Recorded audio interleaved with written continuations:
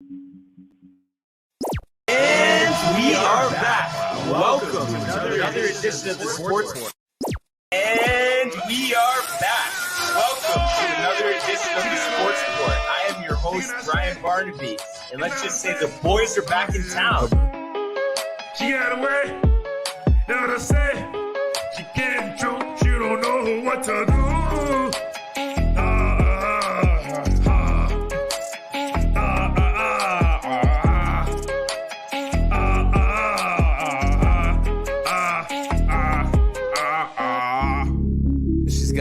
She's gotta go. Bye. I know that you love this flow. We just chillin', we just villains. We just chillin', we some villains. I leveled up, get the ammo and I stick it up. I grab shots on the top of shots. I bust the clip and I let it dip. I make it poop, make it explode. Touch your toes, hit your nose. Can you touch your toes? And we are back. Welcome to another edition of the Sports Report. I am your host, Brian Barnaby, and on the other side of the glass, mixing it up, is my guy, Tony. What's up, man? Hello, everybody. I want to say the last time it was me, it was you, 100th episode? We were talking tennis? Dude, I think you're right. It was the 100th episode. I think we're now like 119 now. Okay, maybe? so 20 so you figure it was a month ago. Yeah, a little longer maybe. Yeah. So been a while. I feel like we always bring it, and it's just always, kind of funny. Dude. We'll get into recapping games from last night, but based on what happened in the game, the finals, that Michael decides not to show up today. Literally, Michael right now, dude, got the cricket. Now we'll get more into it, but do we want to start calling him Michael Skip Bayless? Michael, I think that's the perfect name for him right now, dude. Perfect. All right. So just wanted to set the tone for the conversation, but for quite possibly the last time in a while, we will get into the world of the National Basketball Association. The Bulls go! LeBron James at the buzzer!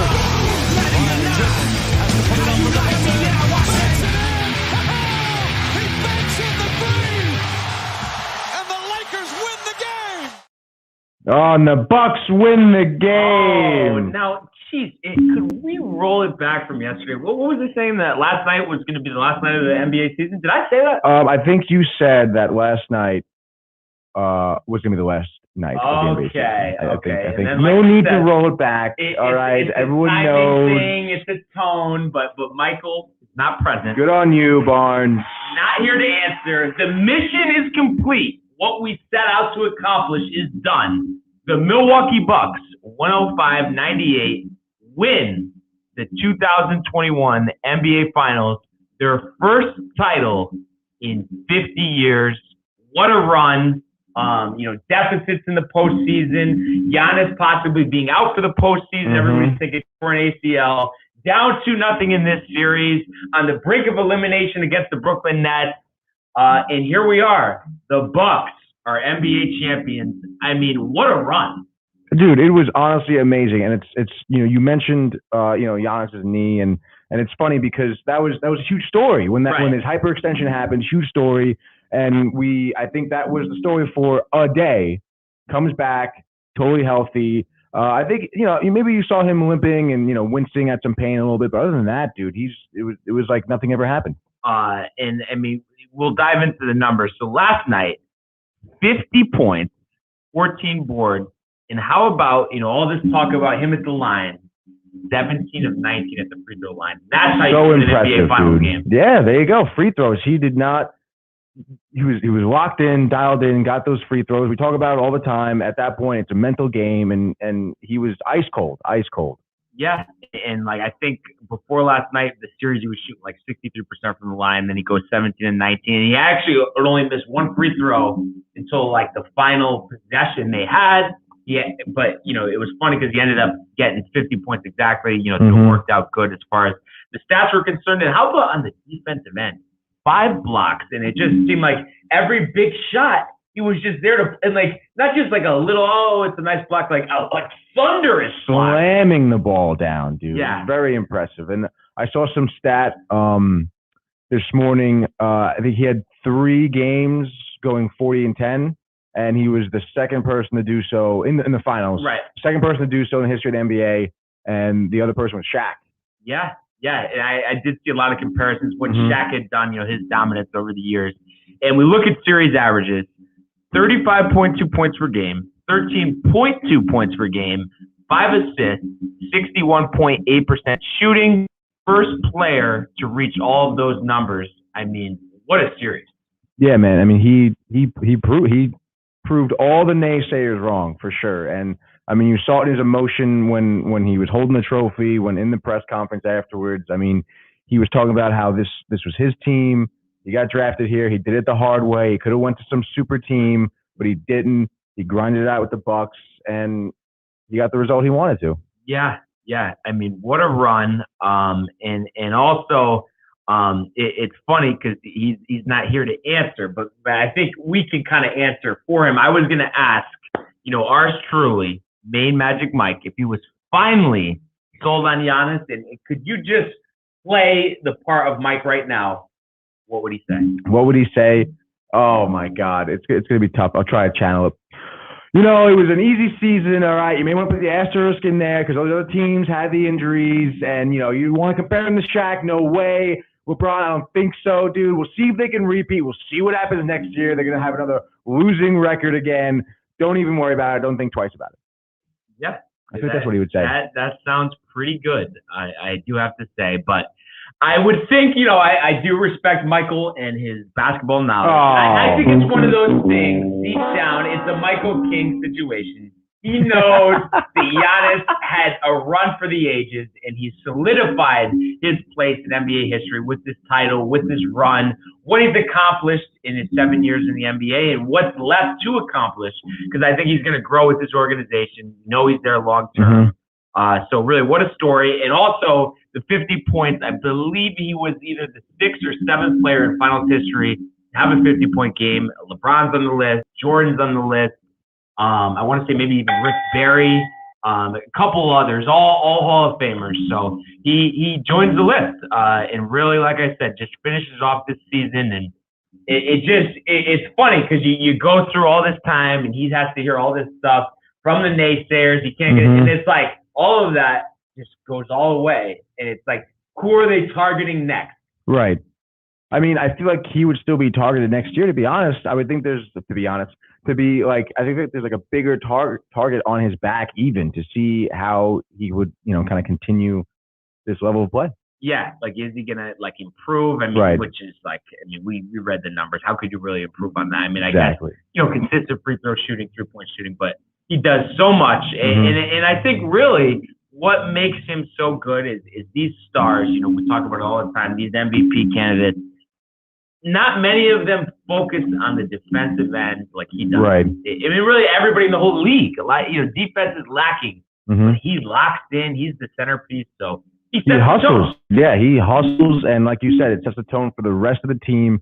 I mean, you saw it with the other players on his team.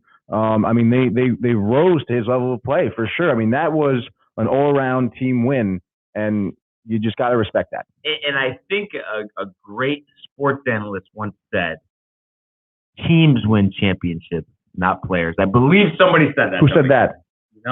The name escapes me. Oh, just wanted to bring reference to it. And humble just man. Looking at the rest of this game, I mean, see, Holiday, he contributed almost a triple-double, 12 points, 9 boards, 11 assists, but 4 steals. He brought it on the defensive end all series. Middleton, kind of an off game, but he did have 17, 5 and 5, hit a couple threes. And it was just one of those things where it's up, it was down. So the Bucks were down 5 at half, and they had a nice lead in the first quarter. I think they're up 13, but then they got outscored by 18 in the second quarter. I mean, couldn't hit, water falling out of a boat. I mean, wasn't that insane? I mean, it was every shot just there was no comfort. No, not at all, dude. They were too soft most of the time, dude. They seemed nervous, honestly, out there. I think they knew in their heads that this was going to be it, and because of that, they just didn't have it. Yeah. So you had a tie game going into the fourth. They take control. So they get it done. And then, looking at the other side here, Chris Paul, I mean, he did have a nice game, 26 points, 5 assists. But when we mentioned Chris Paul, we mentioned playoffs. Mhm. Of course, we have to mention Scott Foster, 13th straight playoff loss and a 2-16 overall record. The conspiracy theory continues. What are we thinking? Are we thinking it's true or what, dude? No, I mean you watched the game, Tony. I didn't see anything. Yeah, there weren't any blown calls or missed calls or just overall just made up calls, but I don't know. It still is something to think about, I guess, because I guess at this point you have to just chalk it up to a coincidence. I mean, my thing too. Think about it this way: Chris Paul, he's been on good teams over his career, been in big games, right? Never wins those big games. Scott Foster referees a lot of those big games. I think that's kind of where we go with this. Yeah, it's just like I said, coincidence. I mean, it's not totally far-fetched to say that, I think. And of course, I guess it's like kind of a funny story to entertain. But other than that, I think that's just where it is. And then, you look at the rest of the team. I mean, Booker, 19 points, 0 of 7 from three-point range, 8 of 22, just wasn't himself. And Ayton, 12.6 boards. I mean, just not a strong game. So obviously, overall, I mean, it's a disappointing way to finish your season, being up 2-0 in the NBA Finals, losing 4 straight, not finishing off on top. But overall, I mean, you have to give it to the Suns, to Monty Williams, to Chris Paul. I mean, it was a very successful season. Just ends with a bitter taste in their mouth. And I'm sure number one priority this offseason is going to be re-signing Chris Paul, running it back, and hoping that Booker and Ayton take another step forward next year and that they're back in this situation. But going to be tough with a healthy LeBron James, a healthy Anthony Davis coming back, not to mention the rest of the Western Conference. No, yeah, they were talking about how stacked the Western Conference is going to be next season, and we got to see what happens with Kawhi. Yes. But assuming that LeBron, AD both stay healthy, I mean, obviously the Lakers are going to be big contenders. So the Suns are going to have definitely a tough road ahead of them. We'll see what happens with Chris Paul. And Mike talked about Ayton yesterday. How he's going to need to step up in order to get a win, and he didn't. And I think he fouled out fairly quickly too. So I mean, that's not what you want to see. I mean, of course, it's hard not to foul Giannis when he's rushing in the lane like that. But I mean, it is what it is. It's tough to have 4 losses in a row and lose the finals like that. But yes, you have to tip your hat to them. I mean, they had a really good season. I think they were probably one of the more consistent teams during the regular season, right? So, I mean, it was a good season on them. Obviously, didn't end how they wanted it to, but there's always next year.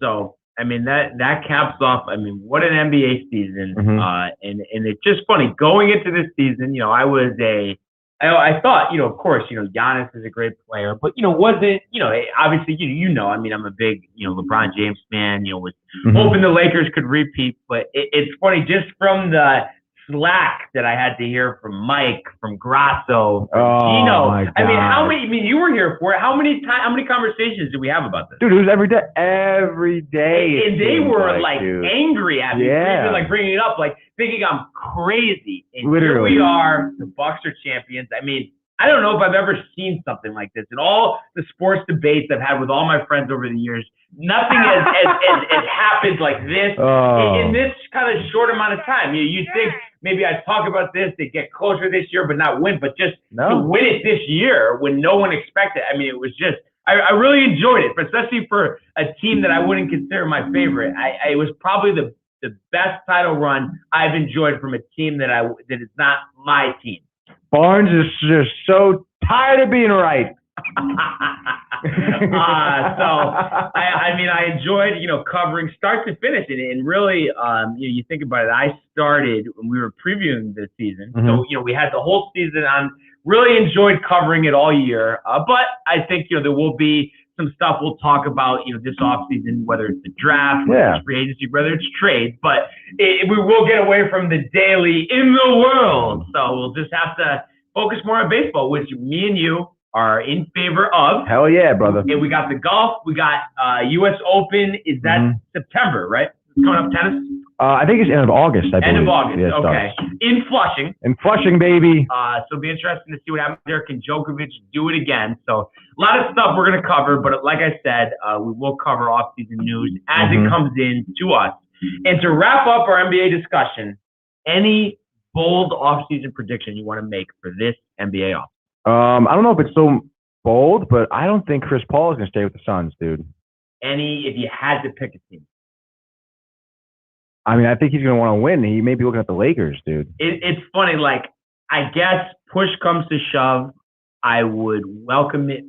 But I'm just concerned about, is he a postseason curse? How many times do we have to see it? I feel like you wouldn't be really, I feel like you wouldn't really believe in curses like that. I know, but he's been on the Clippers. Right. He's been on the Rockets. He's been on the Suns. He didn't do anything with the Hornets. I mean, we're pretty old here. I guess we got so. Grays coming in. But I feel like if anyone could break the curse, it is. Yeah, so that's come on, the thing. you know, in a supporting role, right. not a lead role. So I guess push comes to shove. I'd welcome it. So we'll take that as your bold offseason prediction, and I'm gonna say that Damian Lillard ends up on Michael Theophil's New York Knicks. So I don't know, dude. Mike doesn't want to give anyone up. he doesn't, but push comes to shove, he'll be excited. Yeah, he'll be excited. Whole show's talking about Dame in the Garden. Oh yeah, forget about it. I mean, don't you think though? I mean, granted, you're gonna have to give some guys up, but when you can get a star, you get the star. I think it's a better move than when they acquired Carmelo. I think he has more value. Point guard is important. You're the floor general. You're the leader. And I think he just is a better overall player than Melo was at that point. Yeah, for sure. And then they definitely need help in the point guard department. But I think it's going to depend a lot on who they're going to have to give up for him. Yeah, I mean, there's going to be a fine line. There's going to be a fine line. I'm just thinking about this. I think that you would think, maybe Randall is the option, but I think they want younger talent. So I don't think it's going to be Randall. And then you could pair Dame with Randall, but I think it's going to be Barrett. I think it's going to be Quickly. I think it's going to be Robinson, and I think it's going to be Pickett. That's probably what it is. And I think it's like, you got to do it because Barrett took steps forward, didn't really perform that well in the playoffs. It's not a given that he's going to be a star or ever even be an all-star. You can get Dame. He's only 31. I mean, you got to do it. Yeah, I guess. I mean, you do have to do it. And I think, Thibodeau doesn't want – he wants to win now, dude. Exactly. He doesn't want to wait. He doesn't want to wait. So he loves his vets. He does. He does. And then how about Dame as your starting point guard? Rose, he was so good off the bench. It sets up. It really sets up.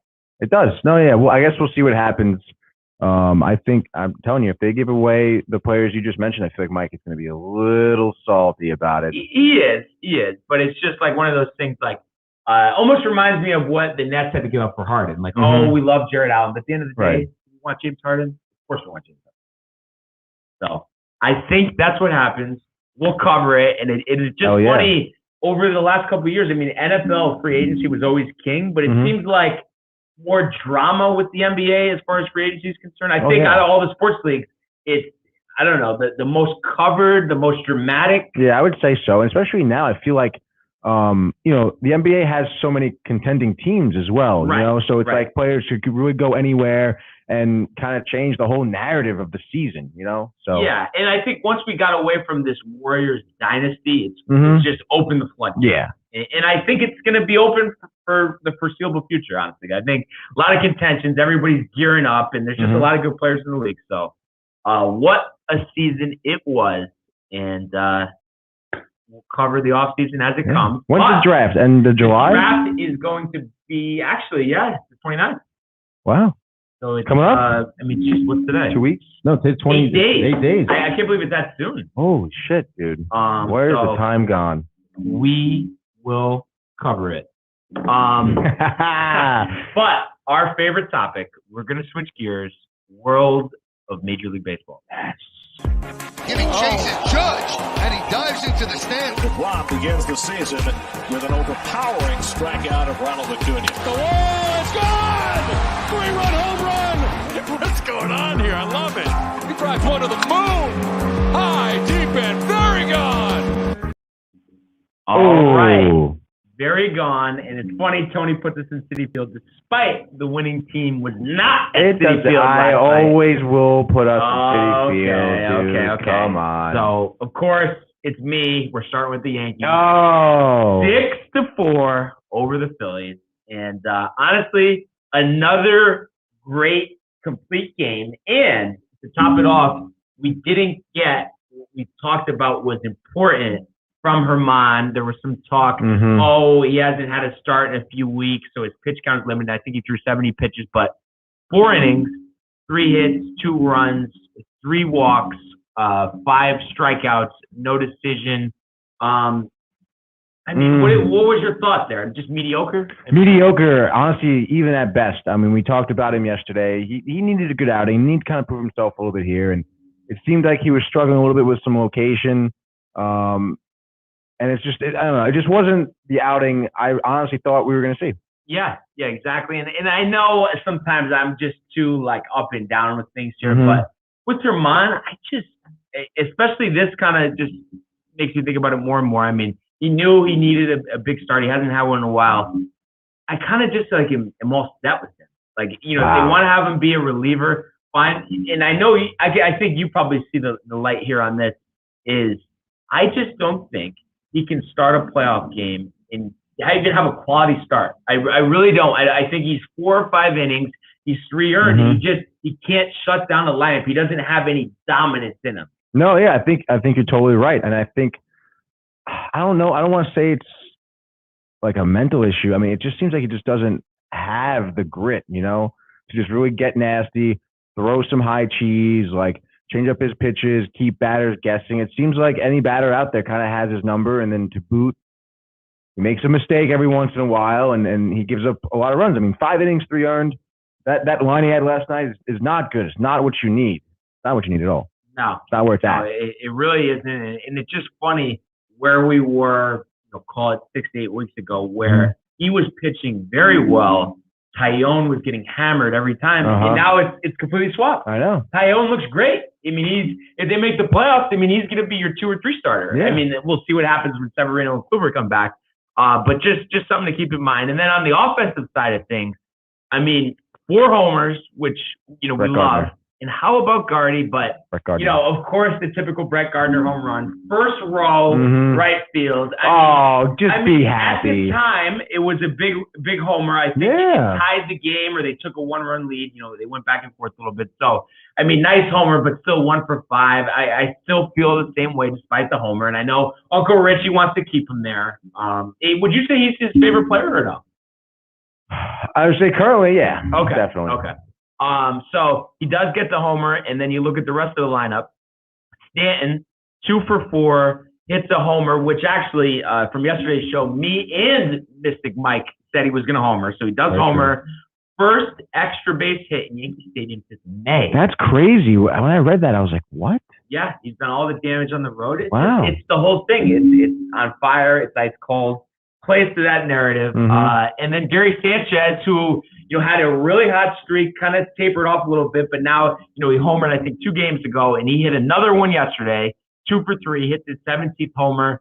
I mean, I'm happy with what he's done of late, and I think when this season ends, he's going to hit somewhere between 230 and 240 and have 30 home runs and 80, 85 RBIs. I mean, out of the catcher spot, I mean, can you really complain? No, not at all, dude. That's phenomenal, especially for Sanchez, dude. That's great, bro. Right. I would love that. Especially with Higgy's, offensive production tapering off after that hot start, now being on the COVID list. And then Estevan Florial comes back up, homers, his first major league home run. I think overall in his career, he's now 3 for 9, the double that we saw actually when we were watching at your house, a few weeks back. And then the homer last night, and it's like, just stay there. Honestly. Like, don't option him. Dude, it's pretty remarkable what, some of these players do when you bring them up to the major leagues, like some of your top prospects, when you finally bring them up, they play well. Like, who would have thought? And then not even a top prospect, a journeyman, Greg Allen. Last night, he steals another bag and he hit a triple.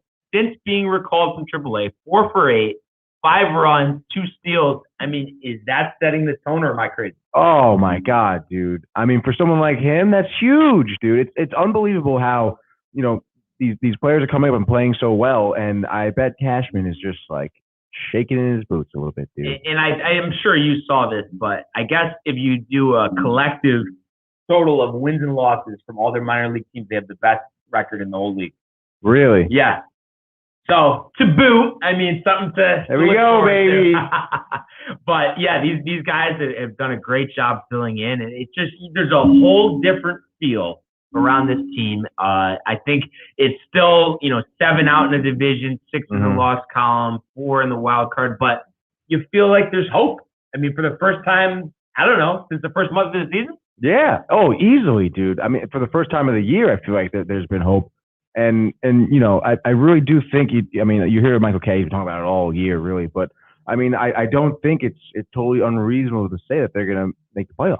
Yeah, I'm fully expecting it now. I'm back on board, and I think what the whole thing is going to be when the team is at full strength, who they're going to add, and where the pitchers are at the end of the season. I think that's going to be the biggest thing, whether we're talking starters, whether we're talking relievers. And speaking of relievers, Chapman does get his first save in a month, hit 103 on the gun yesterday, but did allow a home run to McCutcheon after striking out Bryce Harper to start. So, I mean, did strike out 3, though. Yeah, strike out 3, dude. Located the fastball. Actually was behind 3-0 on Harper and then didn't throw a ball the rest of the game. So, I guess it's a good thing. I mean, he had the 3-run cushion, so the homer didn't matter. I like that I saw him locate the fastball. I mean, do you think this is something to work off of, or it's still, I mean, he did, let up another run? I mean, yes. I mean, he'll up another run. However, I think it's huge to be working off of, to be honest. I mean, I think it was a huge improvement. He located his fastball. He struck out 3 batters. I mean, besides getting the home run, I think that was great. That was phenomenal, dude. I really did. Yeah, so I hope he can build off of that. And then just some other notes from this game. LeMahieu was a late scratch. They said stomach bug. Hopefully, no COVID issue, but I guess, I mean, if they say stomach bug, it's a stomach bug. So with Chris Gittens nursing a sore Achilles, they had to start journeyman catcher Rob Brantley at first base. Never played first before. Wow. Made an error on a scoop. Did one of those, and then the ball, goes up. But actually hit a double, and they liked having him in there. The left-handed bat. So, I mean, guys answering the bell. That wasn't necessarily pretty, but you like the homers, you like the steals, you like, piecing it together, getting 4 innings out of your starter. Britton did get in the game. He allowed a run. I think he's only made, I want to say 6 appearances this year, has allowed a run in 4 of them. But Sterling, on the radio last night, I was driving home. He made a point where whether it's Britton, whether it's Chapman, despite the fact that they're at risk of blowing a close game, you can't go anywhere this year without them. So you have to just give them the chance. Yeah, absolutely, dude. What's the word on Gittens? Sore Achilles. That's all I heard. They didn't say anything no about timeline or to be in. But I mean, you really can't have Brantley at first. But LeMahieu healthy, you have to play Wade at third, or Park. But I don't know. I didn't see anything that he got optioned. But I mean, play him. I mean, Wade. He came up with the bases loaded and hit back into a double play. Oh, so can't do it. No, and remember I was advocate for him, but I mean, I think you'd agree at this point. I think average is hovering around 200. Has had decent playing time. See you later. Yeah, no. We don't push him down. These other replacement guys are doing such a better job. So, that being said, I mean, you got 8-3 in your last 11 games. You're feeling good. Look at tonight, 7:05 on Yes. They haven't announced starters, but they're saying that they are going to recall. I think it's Adrian. No, it's not Adrian. What the heck? This is bothering me. I think it's Asher Wojciechowski. So he was a former 2011 first-round pick from the Blue Jays, and he was on the Orioles. I think 2019. He made like 17 starts. 6 ERA or whatnot. So they're saying he's going to get the call, and that the Phillies are going to pitch Matt Moore. Now, both guys could also just come out of the pen, be the bulk guy. But on the Yankees side, I mean, I get it, especially, I mean, the bullpen went 6 innings last night. You got a big series starting tomorrow at Fenway. But Asher Wojciechowski, I mean, are you questioning that move, Tony? Dude, heavily. I don't I've heard it seems like a real bonehead Yankee move, honestly. It's Michael King starting. Worse, though. Actually worse. Exactly. Honestly, dude. Oh, come on. You gotta give King some credit, dude. Man. He'll be back soon. I wish Nestor was healthy. He would be the perfect. Oh my God, I know. So I've been screaming for Debbie all season, and I think the whole jerking him around a little bit doesn't help. But I did look it up this morning. 6.85 ERA in AAA Scranton. I still would bring him up though, honestly, because we know he has the stuff. And it's just give him the opportunity. We've seen Asher Wojciechowski, and I don't have it in front of me, but I want to say career ERA has got to be over 5. You haven't given Debbie a shot. I mean, despite the 6.85 ERA, would you give him a shot over Asher Wojciechowski? That's tough, dude. I don't know. Honestly, I haven't been on that into Debbie as much as you. But I mean, I guess you gotta. I mean, Wojciechowski.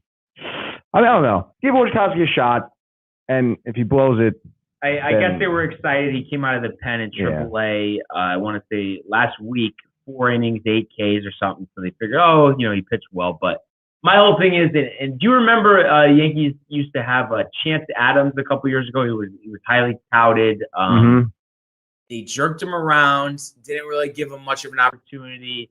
He was on fire in the minors, and they brought up these journeyman guys instead. And now I think he just had Tommy John. He may never play in the majors again. And it's like he was locked in, one of the best pitchers in all the minors. And I just don't want to see this happen to Debbie. And the thing is, pitch him because the way he's performed this year, and even some of last year, I think his value's gone down. So what is he? He was a top trade chip. Now he's nothing. So you got to throw him in the fire. That would be my move. But obviously, of course, I want Wojciechowski to give us something tonight. I mean, 5 would be amazing. 5 in 3, honestly, just because this guy, I think, is just terrible. So if he could do that, get the offense going. I mean, Matt Moore, he hasn't been good in 7-8 years.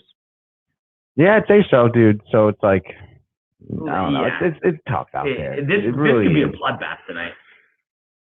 I hope not. Overall predictions for tonight. Give me something. I need the Yankees to win, dude. Okay, so what do we got for score?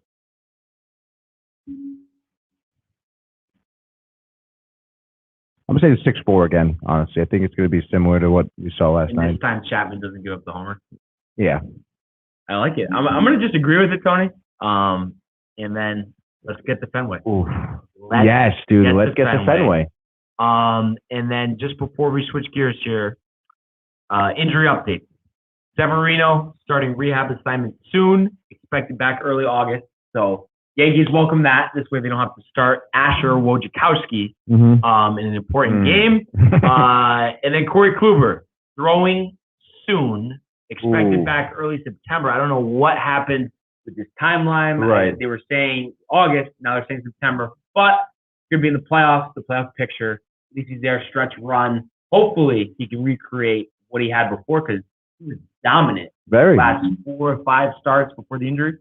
What are you thinking, though? You think he'll come back as dominant? No, but I'm hoping. Hey, what about you? Yeah. And one last thing. We mentioned his name yesterday. Darren O'Day, out for the season. Hamstring surgery. Considering retirement, but has 1 year left on the deal. Guaranteed money. I'd expect him to give it a go. Unless he literally just can't pitch. Right. But really just a bust of a free agent. Yeah, it's a shame, dude. I think we saw it a lot this year with, the Yankees taking gambles on a lot of players, and I guess O'Day is turning out to be one of those that are a bust. But like you said, he has 1 more year. I wouldn't. He's gonna at least try and play. Yeah, I wouldn't mind just kind of doing even though I wish we had him now, but an Ottavino, trade him for cash in the offseason. Get him out of here. I don't need his 85-mile-an-hour fastball. But let's finish the job at home on to Fenway. Let's go, baby. March to first place continues. And speaking of first place, the first place New York Metropolitans, as Steve Summers, WFAN fan legend, they played last night. Reds 4, Mets 3. Chicken stock, 1 inning, 2 hits, 1 walk, 1 K. Left after a hamstring injury suffered running to first. You did get an Alonso home run. Pilar went 2 for 3. But at the end of the day, it's a disappointing 4-3 loss.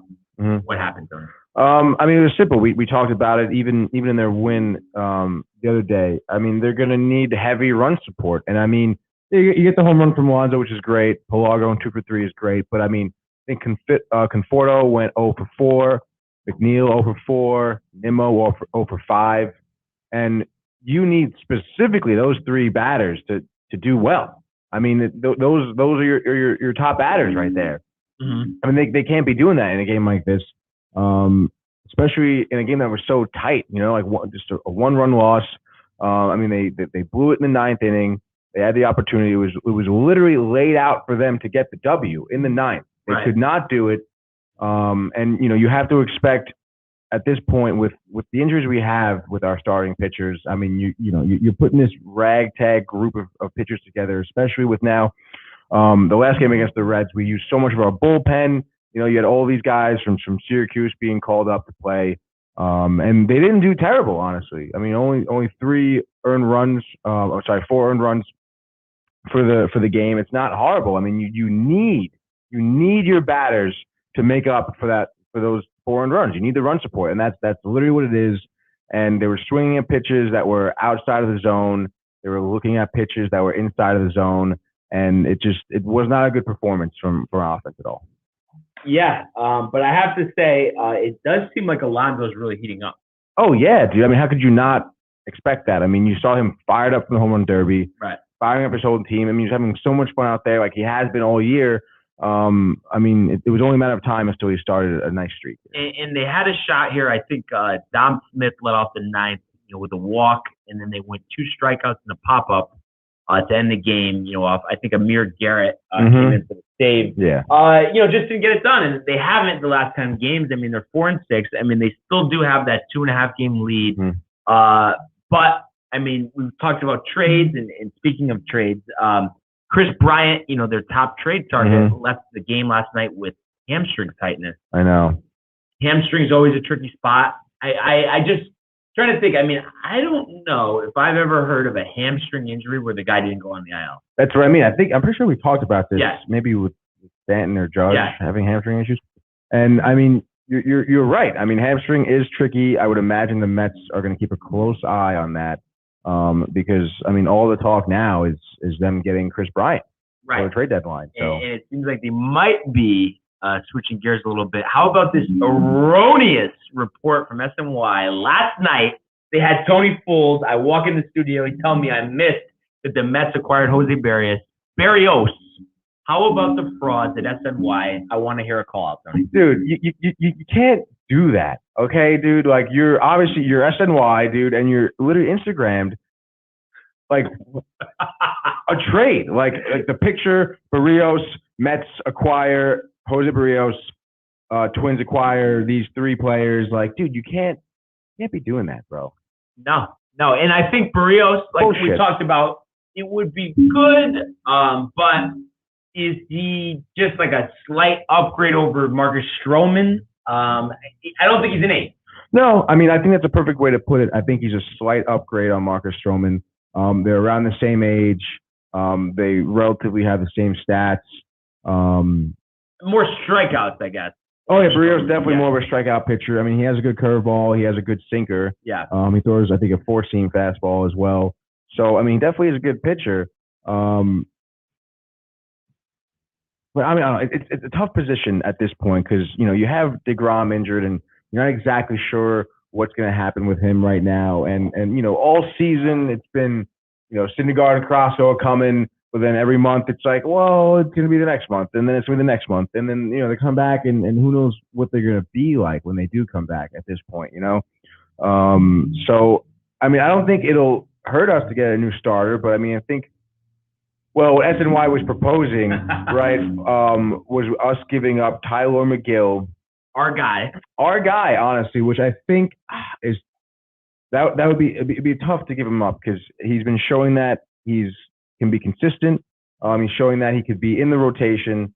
So I wouldn't really like up giving McGill, but I think we have some prospects we can give up. I mean, I think we gave up 2 shortstop prospects that are good prospects too. But I mean, we're pretty much set on shortstop between Lindor and then I think the other guy is Betty. He plays third base and shortstop. So I mean, I wouldn't mind giving up. We mentioned before giving up some prospects. So I mean, I think we should still be in the market for another starting pitcher. Yeah, I do. Yeah, no, I definitely agree with that. And the thing with Berrios, I think he's always had the ability. He's been in Minnesota for a while. We've seen guys switch teams, have more success. Right. Of course, I'm sure he'd go over some stuff with the Grom. So I think if you're not trading the kitchen sink, I think go for it. Especially like you said, shortstop, you're set at. So be interesting to see what they do. But I'm sure Steve Cohen, owner of the people, he's doing something. Oh yeah, dude. And then back to the product on the field. Got a 12:35 start, so getting underway shortly. Let's go. Stroman versus Hoffman. What do you got? Dude, I'm nervous, dude. I'm a little sour on Stroman, dude. I mean, he's been getting banged up quite a bit. And it's a shame because, he started off the season so well. And it was like, obviously DeGrom is number one. And then it was like Stroman Walker, really like kind of head to head. And you kind of saw Walker just kind of surpass Stroman. I think Stroman's pitching has kind of declined. And I mentioned it, like he's a contact pitcher, but batters are just getting too much contact on him. They're getting base hits off of him, and I think at this time, you have to just grit your teeth and start throwing like hard strikes up and in. Enough of this trying to get ground balls and stuff. Like just start going for strikeouts and change up your strategy a little bit because it's not working. It's not working, and the Mets are suffering because of it, dude.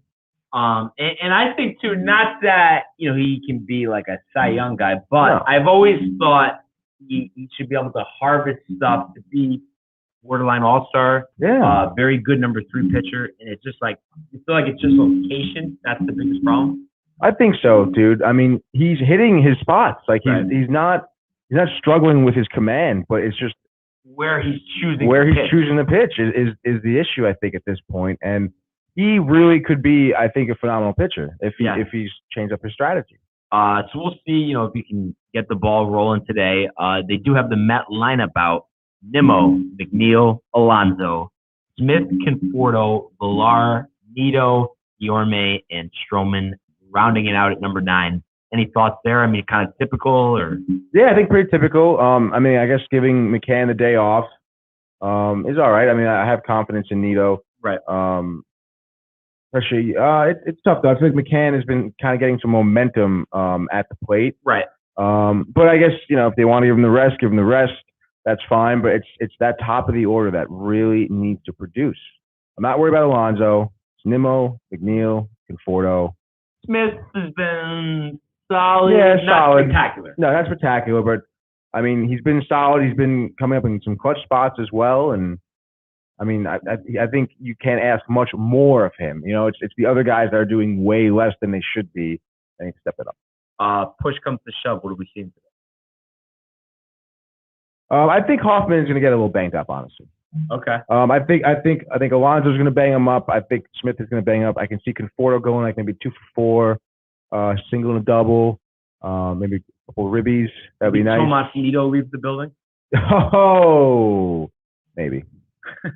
I'm not that confident in him leaving the building, to be honest. But I want to say Stroman gives up 2. Maybe our bullpen holds it down. Mets win. Let's say 4-2. All right. Yeah. All right. Go with that, baby. Diaz nails it down, or it's May time again? I think it's May time. Just get the series win, get out of there. Yep. I'm messing around here. Yeah. Last question for you here. If you could go back to the offseason, would you not sign McCann? I'd sign him. Yeah. I mean, who? I guess Real Muto, right, was the other big catcher trying to get splurge, even though Cohen's talking about his big wallet. I know, but do it. I really do. I think McCann was a good get. I thought of it. I thought this then, and I still think it now. He's a phenomenal defensive catcher, and he's a good leader on the field. And I know I should probably look this up, but I know a couple months ago he hadn't been stolen on. Okay. I want to say that it's still holding true right now. I'm not 100% sure, but I mean, he's a phenomenal defensive catcher. Not many balls get past him. And like I said, now it seems he's getting some momentum and confidence at the plate. And I want to see him build on that. So no, I'm happy with McCann. And I'm just looking here. The Reds have their lineup out. No Nick Castellanos. No kidding. So I was honestly, before I saw that, I was going to say that the Reds got it. But without Castellanos, I don't like that. So I think give the Mets 6-2. Give Conforto a dinger. Give Diaz the 9th. This is not a safe situation. Somehow, even though he doesn't usually pitch well in those situations, we'll find the magic again. So, all right, dude. We are setting up for a Yankee and Met win. Haven't had one in a while, dude. Haven't, but it doesn't mean that it's not coming. That being said, we do have a return to the PGA Tour this week. The 3M Open starts at TPC Twin Cities in Minnesota tomorrow. Formerly the 3M Championship. 2 years ago, they switched the name to the 3M Open. So this is a tournament. Oh, God. What is 3M? What's the deal with that, dude? They're just sponsored. What is that? Never heard of 3M. It's a company. I'm not sure. Not sure? No. But I see the advertisements, the logo, like that red 3. I don't know. It just sticks out. But this tournament, kind of in a tough spot. Course is great. You could score pretty well here, but timing is everything. Especially when we're talking about the sports world. You just had an Open Championship. Most of the top guys were there, of course. Next week is a World Golf Championship in Memphis. So kind of or not actually next week, there's the Olympics and then that. So, if the guys are playing the Olympics, they're going to play in the WGC Memphis. They might want a week off. Mm-hmm. But, we do have some notable names here. Dustin Johnson, my guy, Louis Oosthuizen, Patrick Reed, Ricky Fowler, Mike's guy, Tony Finau, Bubba Watson, and a sleeper for me, a veteran on the tour. I want to say he's maybe 41, 42. Ooh. Chuck Howell III. The third. Kind of a steady horse, doesn't really win that much, but kind of in the conversation, doesn't get himself in trouble too much. I could see him faring well here. So kind of an interesting spot, but those are bigger names. You have my guy Steve Stricker in the field. I think he's 54 years old. Had a decent run at the John Deere. Your Ryder Cup captain. He'll be there. Matthew Wolff, who won back in 2019 after a little hiatus, he's back. But just looking at this field, looking at kind of the tricky spot this tournament is in, and what guys are focusing on. Who knows if there even is going to be an Olympics the way they're talking. Right. But who do you see winning this? I'll tell you who I want to see. I want to see DJ. I want to see him rip it and have a great time. And you know what's funny? Very ironic. So actually, this course now close to winning this event last year. 78, then withdrew, and then he won 2 out of the 3 FedEx Cup playoff events and was your $10 million prize winner at Eastlake at the end of the season. So this kind of started the run for him, inadvertently, I guess you could say, in terms of that he struggled, but then he just turned it on after this. So interesting spot for him to be in, decent finish at the Open Championship. Me looking at this, though, I think, after that 78 last year, I know it probably was more, I think he had a minor injury, but I'm just not seeing it for him. I think he rises to the occasion in the bigger spot. He is due for a win this year. I don't think he's really had one since the calendar turned, but technically in the fall season. But that being said, I'm going to say he's been looking at it for 5 years now, ever since we started covering golf on this show. I've tried to pick him a couple times. Hasn't worked. Going to give it one more go here. Tony Finau. Wow. How does he not win one? He's always right up there. I don't know. I'm surprised you didn't go with Oosthuizen, to be honest, dude. Come on, what happened? You know what it is? What I know happened? you've seen this. A guy gets momentum, almost wins, and then you're thinking, oh, next week. And then, but you look at him too. He's a major championship player. The other tournament, he hasn't won one. Right. And I just think, you go from Royal St. George's, in England to the 3M Open at TPC Twin Cities. And I just don't think the urgency is there. And I think he thrives in a competitive environment. So I think this is almost like more of like a social gathering this week, this tournament. You know what I mean? It's like the focus isn't right here. Right. There isn't much, just like kind of, I don't know, prestige with buzz.